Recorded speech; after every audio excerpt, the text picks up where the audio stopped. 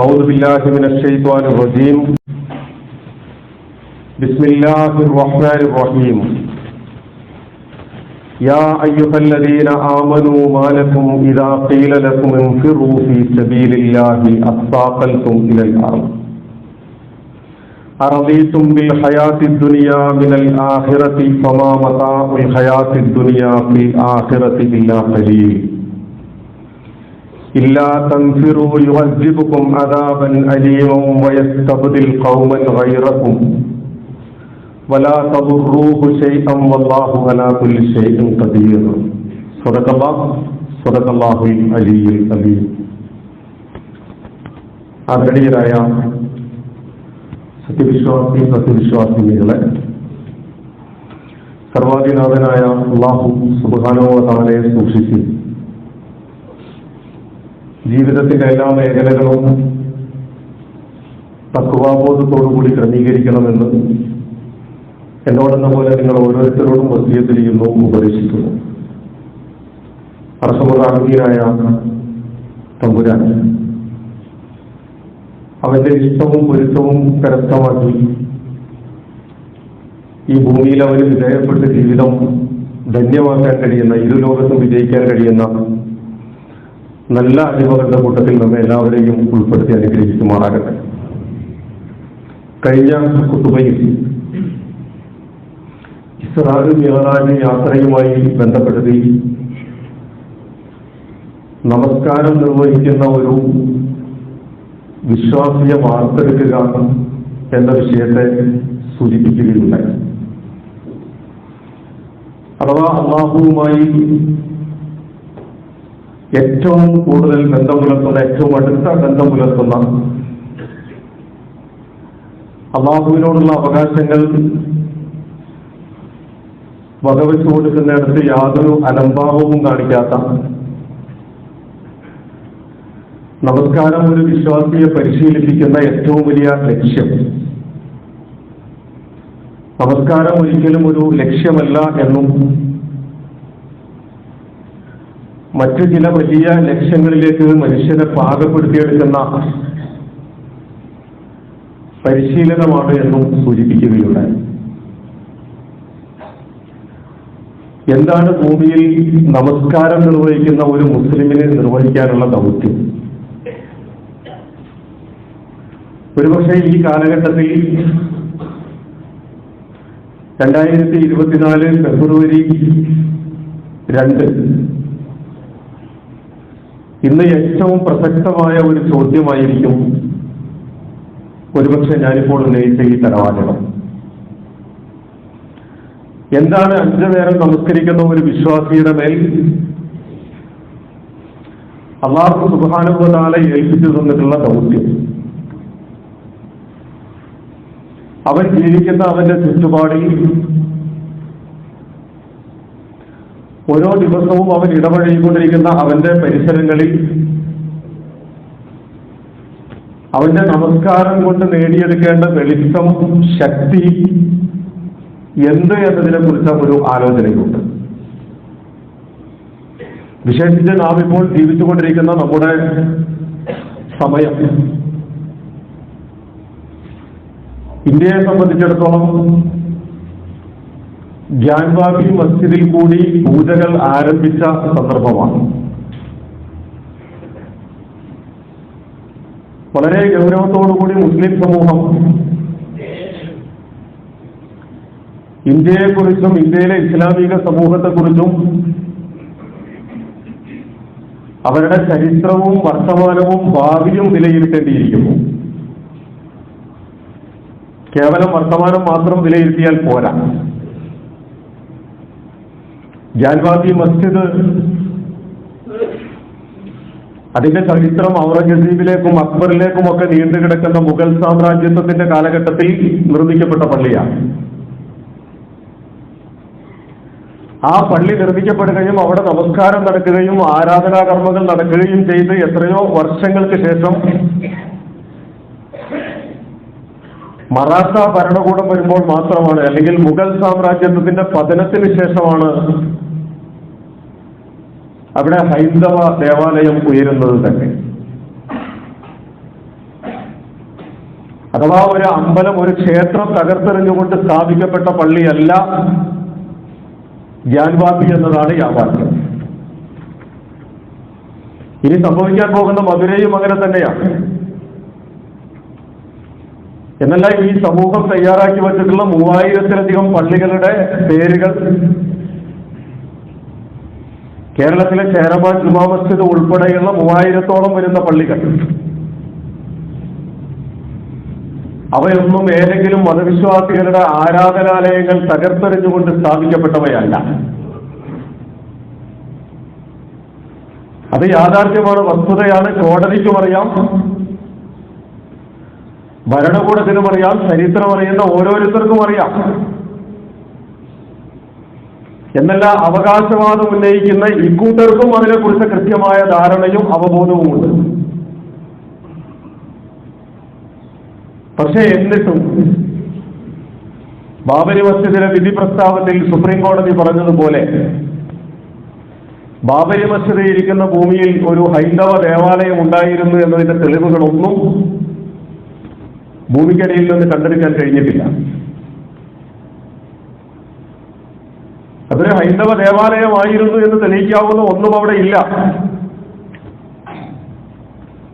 പക്ഷേ ഈ സമൂഹത്തിന്റെ പൊതുബോധത്തിന് നിങ്ങൾ വിധേയപ്പെടണം. ആര് വിധേയപ്പെടണം? മുസ്ലിം സമൂഹം വിധേയപ്പെടണം. മുസ്ലിം സമൂഹത്തെ സംബന്ധിച്ചിടത്തോളം ദീനിന്റെ ചിഹ്നങ്ങൾ തകർക്കപ്പെടുക എന്നത് അവന്റെ ഉള്ളിന്റെ ഉള്ളിൽ ഏറ്റവും വേദനയുണ്ടാക്കേണ്ട ഒന്നാണ്. അള്ളാഹുവിന്റെ ദീനിന്റെ ചിഹ്നങ്ങൾ നഷ്ടപ്പെട്ടു പോവുക, അള്ളാഹുവിന്റെ ചിഹ്നങ്ങളിൽപ്പെട്ടതാണ് നമസ്കാരവും നോമ്പും സക്കാത്തും ഹജ്ജും ഒക്കെ. അത്തരത്തിലുള്ള ഏതെങ്കിലും ഒരു ചിഹ്നം, ഏതെങ്കിലും ഒരു ആരാധനാകർമ്മം മനുഷ്യർക്ക് നഷ്ടപ്പെട്ടാൽ എത്രമാത്രം ഒരു വിശ്വാസിയുടെ മനസ്സ് വേദനിക്കണോ അത്രമാത്രം ഒരു വിശ്വാസിയുടെ മനസ്സ് വേദനിക്കേണ്ടതുണ്ട് പള്ളികൾ എന്ന ദീനിന്റെ ചിഹ്നങ്ങൾ നഷ്ടപ്പെടുമ്പോഴും. വിശുദ്ധ ഖുർആൻ ചോദിച്ച ചോദ്യം നമുക്കറിയാം. വമൻ അദ്ലമു മിമ്മൻ മനഅ മസാജിദല്ലാഹ്. അല്ലാഹുവിന്റെ ഭവനങ്ങളിൽ അയ്യുദ്കറ ഫീഹ ഇസ്മുഹു വസഅ ഫീ ഖറാബിഹാ. അള്ളാഹുവിന്റെ ഭവനങ്ങളിൽ അള്ളാഹുവിന്റെ നാമം സ്മരിക്കുന്നതിനെ തടയുകയും അതിനെ തകർക്കാൻ വേണ്ടി പണിയെടുക്കുകയും ചെയ്തവനേക്കാൾ വമൻ അദ്ലം, അക്രമി ആരാണുള്ളത്? ഇസ്ലാം എന്നത് സമാധാനമാണ്. ഇസ്ലാം എന്നുള്ള പദത്തിന്റെ അർത്ഥവും സമാധാനം എന്നാണ്. പരിശുദ്ധ ഹറമിനെ കുറിച്ച് വിശുദ്ധ ഖുർആൻ പറയുന്ന ഒരു വർത്തമാനമുണ്ടല്ലോ, അവിടെ പ്രവേശിച്ചവൻ നിർഭയനായി. ഹറമിൽ പ്രവേശിച്ചവൻ നിർഭയനായി, സമാധാനം കൈക്കൊണ്ടവനായി. മസ്ജിദുൽ ഹറമിന്റെ ബ്രാഞ്ചുകളാണ് ലോകത്തുള്ള ഓരോ പള്ളികളും. ആ ഓരോ പള്ളികളും സമാധാനത്തിന്റെ കേന്ദ്രങ്ങളുമാണ്. ഓരോ പള്ളികളും കേവലം നമസ്കാരത്തിന് വേണ്ടി മാത്രം സ്ഥാപിക്കപ്പെട്ടിട്ടുള്ള ആരാധനാലയങ്ങളല്ല. അങ്ങനെയും നമ്മൾ മനസ്സിലാക്കണം. മുൻപൊരു ഖുതുബയിൽ ഞാൻ സൂചിപ്പിച്ചിരുന്നു, നമ്മളൊക്കെ പറയുന്ന ഒരു പഴഞ്ചൊല്ല് പള്ളിയിൽ പോയി പറ എന്ന് പറയും. എന്താണ് ആ വർത്തമാനത്തിന്റെ അർത്ഥമെന്ന് ചോദിച്ചാൽ ഒരിക്കലും നടക്കാൻ സാധ്യതയില്ലാത്ത കാര്യങ്ങളെ സൂചിപ്പിക്കില്ല. പള്ളിയിൽ പോയി പറഞ്ഞാൽ മതി. യഥാർത്ഥത്തിൽ ആ പഴഞ്ചൊല്ല് രൂപപ്പെട്ടത് എങ്ങനെയാണ് എന്നതിന്റെ ചരിത്രം പരിശോധിച്ചാൽ പള്ളിയിൽ പോയി പറഞ്ഞാൽ ഒരു മനുഷ്യന്റെ ഏത് പ്രശ്നത്തിനും പരിഹാരമുണ്ട് എന്നതാണ്. പള്ളികൾ വിശ്വാസികൾക്ക് മാത്രമല്ല, ഏത് മനുഷ്യന്റെയും ഏത് പ്രശ്നങ്ങളുടെയും പരിഹാരം, തീർപ്പ് കൽപ്പിക്കാൻ പള്ളികൾക്ക് കഴിയും എന്നുള്ളതാണ് പള്ളിയിൽ പോയി പറ എന്ന പഴഞ്ചൊല്ല് രൂപപ്പെടുന്നതിന്റെ പശ്ചാത്തലം. പക്ഷെ അത് തീർത്തും വിപരീത ദിശയിലാണ് ഇന്ന് നാം ഉപയോഗിച്ചുകൊണ്ടിരിക്കുന്നത്. പ്രിയമുള്ളവരെ, ഞാൻ പറയുന്നത് നാം ജീവിച്ചുകൊണ്ടിരിക്കുന്നത് ഒരു ഇരട്ട നീതിയുടെ കാലഘട്ടത്തിലാണ്.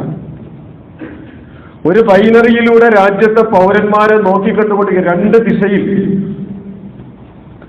രാജ്യത്തെ പൗരന്മാരെ നോക്കിക്കാണുകയും മാർക്കിടുകയും ചെയ്തുകൊണ്ടിരിക്കുന്ന പച്ച പരമാർത്ഥത്തിന്റെ കാലഘട്ടത്തിലൂടെയാണ് നമ്മൾ ജീവിച്ചുകൊണ്ടിരിക്കുന്നത്.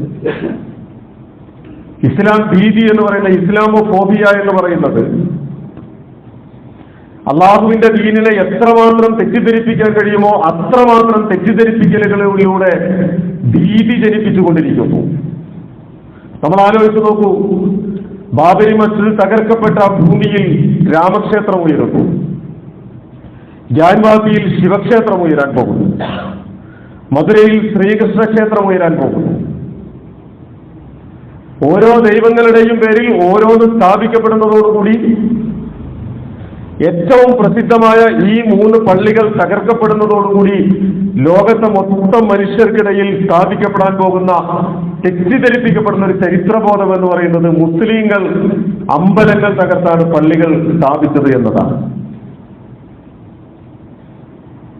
മുസ്ലിങ്ങൾ ഭീകരവാദികളാണ്, തീവ്രവാദികളാണ്. മറ്റ് മതവിശ്വാസികളുടെ ആരാധനകളെയോ ആരാധനാമൂർത്തികളെയോ ഉൾക്കൊള്ളാൻ കഴിയാത്ത വിധം സങ്കുചിതത്വം ഉള്ളിന്റെ ഉള്ളിൽ കൊണ്ടു നടക്കുന്നവരാണ്. ഈ ഒരു തെറ്റിദ്ധരിപ്പിക്കലിന്റെ ചരിത്രം നിർമ്മിച്ചെടുക്കുക എന്നതാണ്, ആ നിർമ്മിച്ചെടുക്കുന്നതിന്റെ പിന്നിൽ സ്ഥാപിക്കപ്പെടുന്ന പൊതുബോധത്തിന് നിങ്ങൾ വിധേയപ്പെടുക എന്നതാണ് മുസ്ലിം സമൂഹത്തോട് ഇന്ന് നമ്മുടെ ഈ കാലഘട്ടം വിളിച്ചു പറയുന്നത്.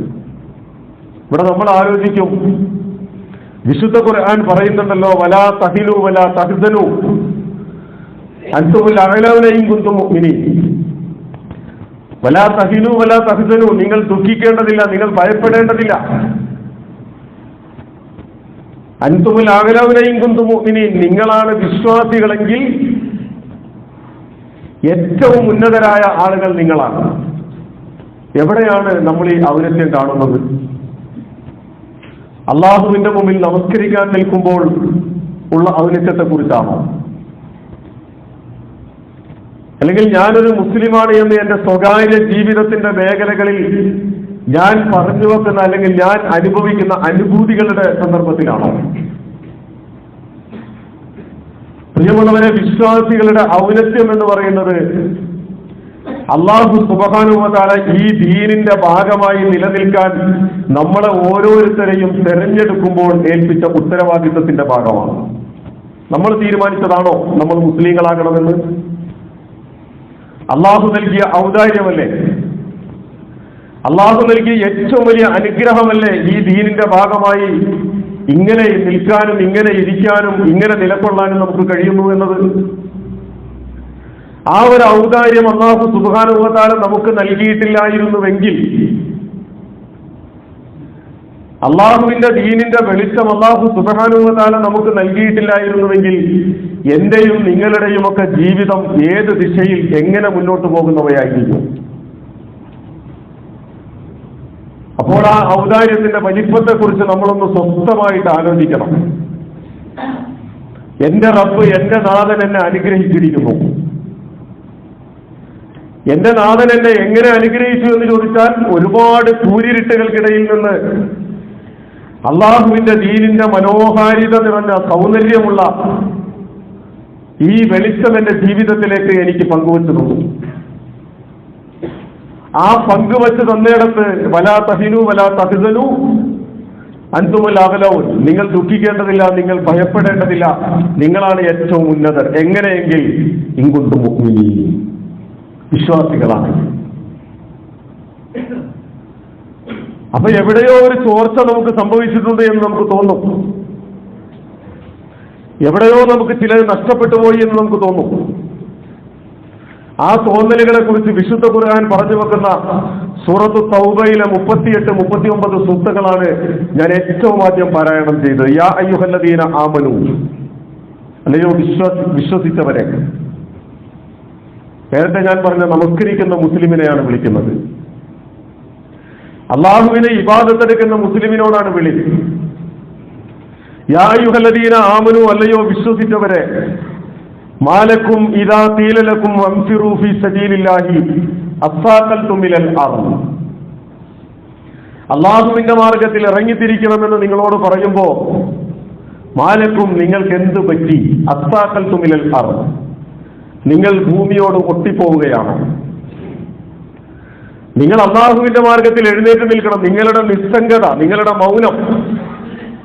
നമ്മൾ ആലോചിച്ചു നോക്കൂ, ജാൻവാബി മസ്ജിദിൽ പൂജ ആരംഭിച്ചു എന്ന് പറയുമ്പോൾ അതിന്റെ വിധി പ്രസ്താവിച്ച വാരണാസി ജില്ലാ ജഡ്ജി അദ്ദേഹത്തിന്റെ ഔദ്യോഗിക ജീവിതത്തിന്റെ അവസാന ദിവസം നടത്തിയ അവസാനത്തെ വിധി പ്രസ്താവനയാണത്. ആ വിധി പ്രസ്താവന കഴിഞ്ഞ് അദ്ദേഹം പടിയിറങ്ങി പോവുകയല്ല, പടി കയറി പോവുകയാണ്. എവിടേക്ക്? ഫാസിസവും BJPയും RSSഉം ഒക്കെ നേതൃത്വം കൊടുക്കുന്ന ചില സങ്കല്പങ്ങളിലേക്ക് പടി കയറി പോവുകയാണ്. ആ പടി കയറി പോകുന്ന അദ്ദേഹം നടത്തിയ ആ വിധി പ്രസ്താവത്തിൽ ഒരാഴ്ചക്കകം എന്ന് പറയുമ്പോഴും 24 മണിക്കൂർ പോലും കാത്തു നിൽക്കാതെ അവിടെ പൂജാകർമ്മങ്ങൾ ആരംഭിച്ചു. ആരെങ്കിലും പ്രതികരിച്ചു? നമ്മുടെ ചുറ്റുപാടും എത്ര മതസംഘടനകളുണ്ട്, എത്ര രാഷ്ട്രീയ സാമൂഹ്യ സാംസ്കാരിക സംഘടനകളുണ്ട്. ഓരോ ഇഴയനക്കങ്ങളിലും കയറി വലിയ വിവാദ പ്രസ്താവനകളൊക്കെ നടത്തുന്ന എത്രയോ സാംസ്കാരിക നായകരുണ്ട്. പക്ഷെ ഒരു രാജ്യത്തിന്റെ മതേതരത്വവും സൗഹൃദവും മരിച്ചു വീഴുന്നിടത്ത്, നഷ്ടപ്പെട്ടു പോകുന്നിടത്ത് ഇതാ മതേതരത്വം തകർന്നു പോയിരിക്കുന്നു, അത് പാടില്ല എന്ന് പറയാൻ മനുഷ്യപക്ഷത്ത് നിന്നുകൊണ്ട് ആളുകൾ ഉണ്ടായിട്ടില്ല. എന്തുകൊണ്ട് ഉണ്ടായില്ല എന്ന് ചോദിച്ചാൽ അവിടെയാണ് ഞാൻ പറഞ്ഞു വന്ന കാലങ്ങളായി രൂപീകരിച്ചെടുത്ത ഒരു വലിയ പൊതുബോധത്തിന്റെ പിന്നാമ്പുറങ്ങളിൽ എല്ലാ സമൂഹവും അടയിരിക്കുന്നു. അവിടെ വിശ്വാസിയോട് വിശുദ്ധ ഖുർആൻ ചോദിക്കുന്നു, നിങ്ങൾക്ക് എന്ത് പറ്റി? അള്ളാഹുവിന്റെ ദീനിന്റെ ചിഹ്നങ്ങൾ അടർന്നു വീഴുമ്പോ, അള്ളാഹുവിന്റെ ദീനിന് ക്ഷതമേൽക്കുമ്പോ നിങ്ങൾക്ക് എന്ത് പറ്റിയിരിക്കുന്നു? നിങ്ങളെ വിളിക്കുമ്പോ അസ്സാക്കൽതും മിനൽ അർദ്, നിങ്ങൾ നിസ്സംഗതയോടുകൂടി ഭൂമിയിലേക്ക് ഒട്ടിപ്പോവുകയാണോ? നിങ്ങൾ പിന്മാറിക്കളയുകയാണോ? അറളീതും ബിൽ ഹയാത്തി ദുനിയാ മിനൽ ആഖിറ, നിങ്ങൾ പരലോകത്തേക്കാൾ പ്രാമുഖ്യം കൽപ്പിക്കുന്നത് ഈ ദുനിയാവിലെ തുച്ഛമായ നിങ്ങളുടെ ജീവിതത്തിനാണോ? നിങ്ങളുടെ ഭൗതികമായ ജീവിതത്തിന്, നിങ്ങളുടെ ആഗ്രഹങ്ങൾക്ക്, നിങ്ങളുടെ കാഴ്ചപ്പാടുകൾക്ക് നിങ്ങൾ പരലോകത്തേക്കാൾ വലിയ പ്രാധാന്യം കൽപ്പിക്കുന്നുണ്ടെങ്കിൽ ഫമാ മതാഉൽ ഹയാത്തി ദുനിയാ ഫിൽ ആഖിറതി ഇല്ലാ ഖലീൽ, നിങ്ങൾക്ക് ശരിക്കും ബോധ്യപ്പെടേണ്ട ഒരു വസ്തുത, പരലോകത്തെ അപേക്ഷിച്ച് ഈ ദുനിയാവ് തുച്ഛമായ ഒരു വിഭവം മാത്രമാണ്. അതിന് യാതൊരു നിലനിൽപ്പുമില്ല. ഇപ്പൊ നിങ്ങൾക്ക് കണ്ണ് മഞ്ഞളിക്കുന്നുണ്ടാകും, ഇപ്പൊ നിങ്ങളെ വല്ലാതെ മോഹിപ്പിക്കുന്നുണ്ടാകും, ഇപ്പൊ നിങ്ങളെ വല്ലാതെ നിങ്ങളുടെ മനസ്സിന് സന്തോഷവും കണ്ണിന് കുളിർമയും തരുന്ന, നിങ്ങളെ ആർത്തിയോടുകൂടി മുന്നോട്ട് പോകാൻ പ്രേരിപ്പിക്കുന്ന കാഴ്ചകൾ ഉണ്ടാകും ഈ ദുനിയാവിൽ. പക്ഷേ അതൊക്കെയും പരലോകവുമായി തട്ടിച്ചു നോക്കുമ്പോ അതീവ നിസ്സാരമാണ് എന്ന് നിങ്ങൾ അറിയണം.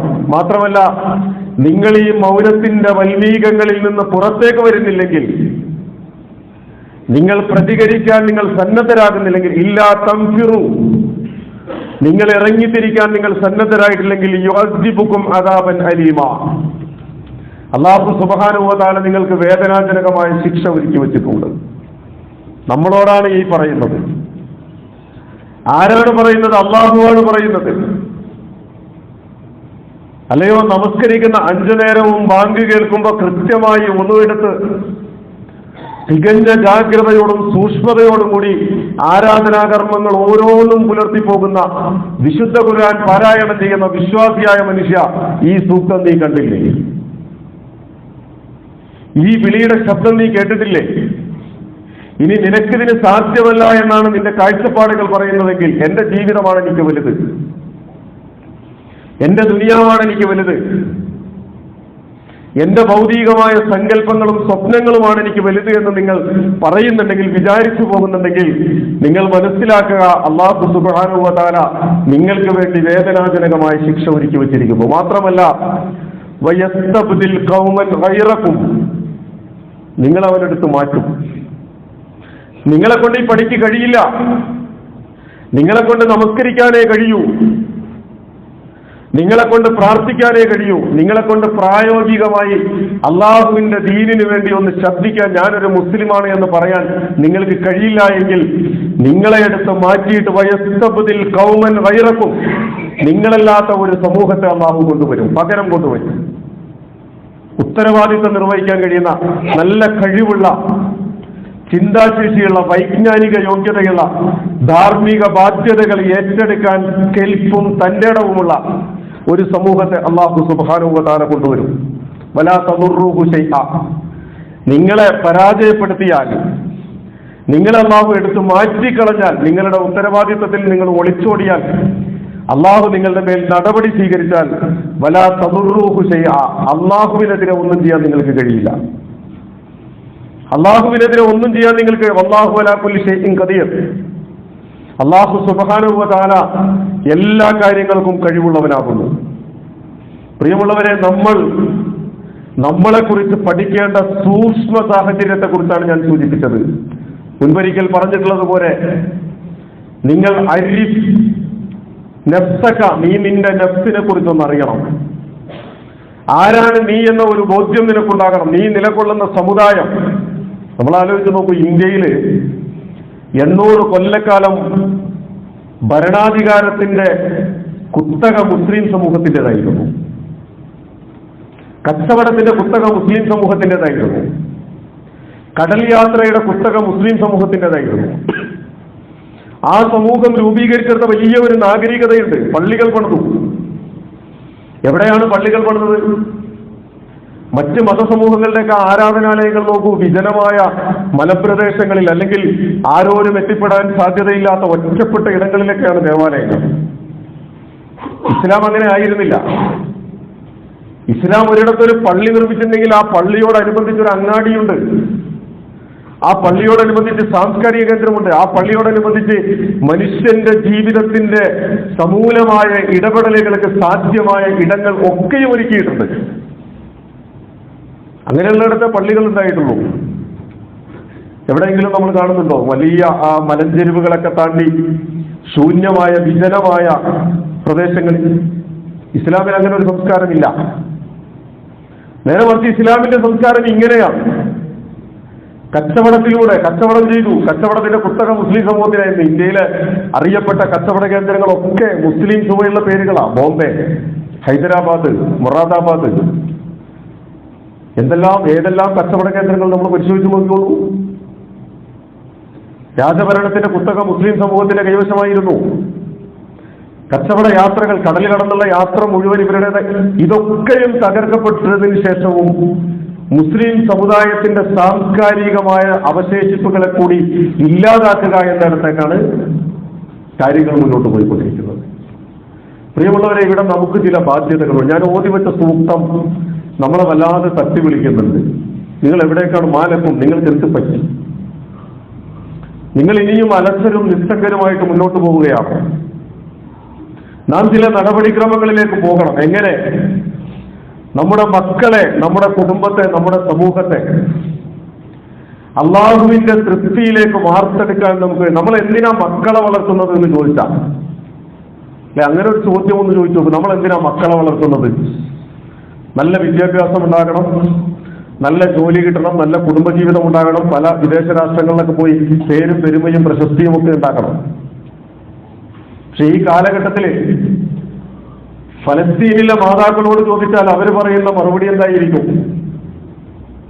ഫലസ്തീനിലെ കുടുംബങ്ങളോട് ചോദിച്ചാൽ അവർ പറയുന്ന മറുപടി എന്തായിരിക്കും? നമ്മൾ എന്തിനു മക്കളെ വളർത്തുന്നു എന്ന് ചോദിച്ചാൽ, ഞാൻ അബൂബക്കറിനെയും ഉമറിനെയും അലിയെയും വളർത്തിയെടുക്കുകയാണ് എന്നതാണ് ഉത്തരം. ആ ഒരു ഉത്തരം നമുക്ക് കണ്ടെത്താൻ പറ്റുമോ? നമുക്കില്ലേ? മക്കളില്ലേ? പേരക്കുട്ടികളില്ലേ? നമ്മുടെ കുടുംബങ്ങളിൽ അള്ളാഹുവിന്റെ ദീൻ പഠിച്ച് മദ്രസകളിൽ നിന്നൊക്കെ ദീൻ പഠിച്ചു വളരുന്ന കൊച്ചുമക്കളില്ലേ? അവരോട് ചോദിക്കൂ, എന്താ നിങ്ങളുടെ സ്വപ്നം? ഈ മക്കളെ വളർത്തുന്ന മാതാപിതാക്കൾ ചോദിക്കൂ, എന്താ എന്റെ സ്വപ്നം, എന്റെ മക്കളെ കുറിച്ച്? എന്നിട്ടൊന്ന് ആലോചിച്ച് നോക്കൂ, എന്റെ മക്കളിൽ, എന്റെ പേരക്കുട്ടികളിൽ എനിക്ക് അബൂബക്കറിനെയും ഉമറിനെയും അലിയെയും ഉസ്മാനെയും ഒക്കെ വളർത്തിയെടുക്കാൻ എനിക്ക് കഴിയണം. അതാണ് എന്റെ സ്വപ്നം. എന്റെ കുടുംബങ്ങളിൽ ആദ്യം ഉണ്ടാകണം, എന്റെ സമൂഹത്തിൽ ഉണ്ടാകണം. രണ്ടാമത്തേത്, അള്ളാഹുവിന്റെ റസൂൽ തിരുമേനി സല്ലല്ലാഹു അലൈഹി വസല്ലമയുടെ പ്രാർത്ഥനയുണ്ടല്ലോ, മക്കയിൽ ആട്ടി ഓടിക്കപ്പെടുന്നതിന്റെ തൊട്ടു മുൻപ് ഒളിച്ചു താമസിക്കുകയാണ് ദാറുൽ അർഖമിൽ. ഒരു പിടി ആളുകളെ ഉള്ളൂ. പക്ഷെ ആ ഒളിച്ചു താമസിക്കുന്നിടത്തിരുന്ന് അള്ളാഹുവിന്റെ റസൂൽ സല്ലല്ലാഹു അലൈഹി വസല്ലം നടത്തുന്ന പ്രാർത്ഥനയിലെ ഒരു ശുഭപ്രതീക്ഷയുണ്ട്. അള്ളാഹുവെ, രണ്ടിലൊരു ഉമറിനെ കൊണ്ട് ദീനിനെ ശക്തിപ്പെടുത്തണം. രണ്ടിലൊരു ഉമർ, നമുക്കറിയുന്നതാണ് ആ ചരിത്രം. നമ്മുടെയൊക്കെ ചുറ്റുപാടും ഒരുപാട് ഉമറുമാരുണ്ട്. നമ്മുടെ ചുറ്റും ഒരുപാട് ഉമറുമാര്, നമ്മെ സഹായിക്കാൻ കഴിയുന്ന, അള്ളാഹുവിന്റെ ദീനിന് സഹായിക്കാൻ കഴിയുന്ന, അള്ളാഹുവിന്റെ ദീനിന് വേണ്ടി ശബ്ദമുയർത്താൻ കഴിയുന്ന ഒരു പിടി മനുഷ്യരുണ്ട്. ആ മനുഷ്യരുടെ മനസ്സുകളെ നമ്മളിലേക്ക് ആകർഷിക്കാനുള്ള പ്രാർത്ഥനകൾ ഉണ്ടാകണം നമ്മുടെ ജീവിതത്തിൽ. മൂന്നാമത്തേത്, ഒരു വിശ്വാസി തിരിച്ചറിയേണ്ട അഫ്ളലുൽ ജിഹാദ്, ഏറ്റവും ശ്രേഷ്ഠമായ ജിഹാദ് എന്ന് അള്ളാഹുവിന്റെ റസൂൽ സല്ലല്ലാഹു അലൈഹി വസല്ലം തിരുമേനി പഠിപ്പിച്ചത് ഖൗലുൽ ഹഖ് ഇൻദ സുൽത്താനിൻ ജാബിർ, അക്രമിയായ ഭരണാധികാരിയുടെ മുമ്പിൽ സത്യത്തിന്റെ വർത്തമാനം. മറ്റൊരു ഹദീസിൽ അഫ്ളലുൽ ജിഹാദി കലിമത്ത് അദ്ലിൻ ഇൻദ സുൽത്താനിൻ ജാബിർ എന്നാണ്. നീതിയുടെ വർത്തമാനം, നീതിയെ കുറിച്ച് സംസാരിക്കുക, നീതി സ്ഥാപിക്കപ്പെടണം. നീതിയെക്കുറിച്ച് വിശുദ്ധ ഖുർആൻ ഒരുപാട് പറഞ്ഞിട്ടുണ്ട്. ആ നീതിക്ക് വേണ്ടി എഴുന്നേറ്റ് നിൽക്കുക എന്നത് വിശ്വാസിയെ സംബന്ധിച്ചിടത്തോളം അവന്റെ ബാധ്യതയാണ്. നാലാമത്തേത്, അവൻ സ്വന്തത്തെക്കുറിച്ച് തിരിച്ചറിയണം. യാ അയ്യുഹല്ലദീന ആമനു ഇസ്തജീബു ലില്ലാഹി വലിർ റസൂൽ, എനിക്കൊരു യോഗ്യത ഉണ്ടാകണം. യാ അയ്യുഹല്ലദീന ആമനു, അല്ലയോ വിശ്വസിച്ചവരെ, ഇസ്തജീബു ലില്ലാഹി വലിർ റസൂൽ, നിങ്ങൾ അള്ളാഹുവിനും അള്ളാഹുവിന്റെ റസൂലിനോടും ഉത്തരം പറയണം, ഉത്തരം ചെയ്യണം. ഇദാ ദഅാകും ലിമാ യുഹ്യികും ഫിൽ അർദ്, അള്ളാഹുവും അള്ളാഹുവിന്റെ റസൂലും നിങ്ങളെ വിളിക്കുന്നു. എന്തിന്? ഈ ദുനിയാവിൽ, ഈ ഭൂമിയിൽ നിങ്ങൾ സജീവരായി നിലനിൽക്കും. ലിമാ യുഹ്യികും ഫിൽ അർദ്, നിങ്ങൾ ഈ ഭൂമിയിൽ ജീവനുള്ളവരായി നിലനിൽക്കാൻ അള്ളാഹുവും അള്ളാഹുവിന്റെ റസൂലും വിളിക്കുന്നു. ജീവനുള്ളവരായി നിലനിൽക്കാൻ, ആ പ്രയോഗത്തിന് വലിയ ഒരു സാഹിത്യ വിശാലതയുണ്ട് പ്രിയമുള്ളവരെ. ജീവനുള്ളവരായി നിലനിൽക്കാൻ. അപ്പൊ നമുക്ക് ജീവനില്ലേ? ഇനി എന്ത് ജീവനാണ്? അള്ളാഹുവും റസൂലും വിളിക്കുകയാണ് ജീവനുള്ളവരായി നിലനിൽക്കാൻ എന്ന് പറഞ്ഞാൽ, അള്ളാഹുവിന്റെ മാർഗത്തിൽ ജീവിക്കാൻ അള്ളാഹുവും റസൂലും നിങ്ങളെ വിളിക്കുമ്പോൾ ഇസ്തജീബു ലില്ലാഹി വലിർ റസൂൽ, നിങ്ങൾ അള്ളാഹുവും റസൂലിനും ഉത്തരം ചെയ്യണം. തൊട്ടടുത്ത ആയത്തിലേക്ക് വരുമ്പോ യാ അയ്യുഹല്ലദീന ആമനൂ ലാ തഖൂനുല്ലാഹ വർ റസൂൽ, നിങ്ങൾ അള്ളാഹുവിനെയും റസൂലിനെയും നിങ്ങൾ ചതിക്കരുത്, വഞ്ചിക്കരുത്. ലാ തഖൂനുല്ലാഹ വർ റസൂൽ, നിങ്ങൾ അള്ളാഹുവിനോടും അള്ളാഹുവിന്റെ റസൂലിനോടും നിങ്ങൾ വഞ്ചന കാണിക്കരുത്. ഞാൻ സൂചിപ്പിച്ചതിന്റെ ചുരുക്കം, ഓരോന്നും കയ്യിൽ നിന്ന് നഷ്ടപ്പെട്ടു പോയിക്കൊണ്ടിരിക്കുന്ന അവസ്ഥയിലാണ് മുസ്ലിം സമൂഹം.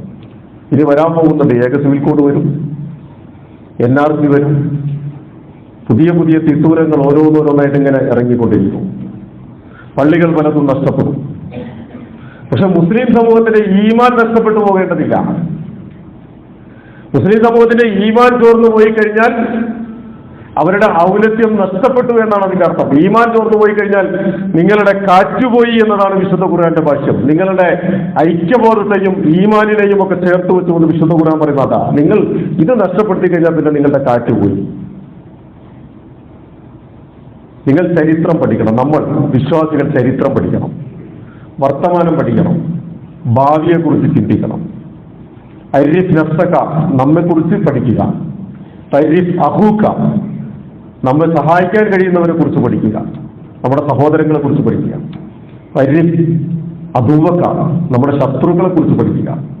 ഇത് മൂന്നും ഒരു വിശ്വാസിയുടെ മേൽ ബാധ്യതയായിക്കൊണ്ട് നമ്മൾ തിരിച്ചറിയേണ്ടതുണ്ട്. അല്ലാഹു സുബ്ഹാനഹു വ തആല നമ്മെ അനുഗ്രഹിക്കുമാറാകട്ടെ. അള്ളാഹുവിന്റെ മാർഗത്തിൽ തികഞ്ഞ ഈമാനോടുകൂടി നിലനിൽക്കാൻ, അള്ളാഹുവിന്റെ ദീനിന് വേണ്ടി ജീവിക്കാൻ, അള്ളാഹുവിന്റെ ദീനിന് വേണ്ടി ജീവിച്ചതിലൂടെ തികഞ്ഞ സന്തോഷത്തോടു കൂടി അള്ളാഹുവിനെ കണ്ടുമുട്ടാൻ കഴിയുന്ന നല്ല സുഹൃതവാന്മാരായ അടിമകളുടെ കൂട്ടത്തിൽ നമ്മെ എല്ലാവരെയും അർഹമുർ റഹീമായ തമ്പുരാൻ ഉൾപ്പെടുത്തി അനുഗ്രഹിക്കുമാറാകട്ടെ.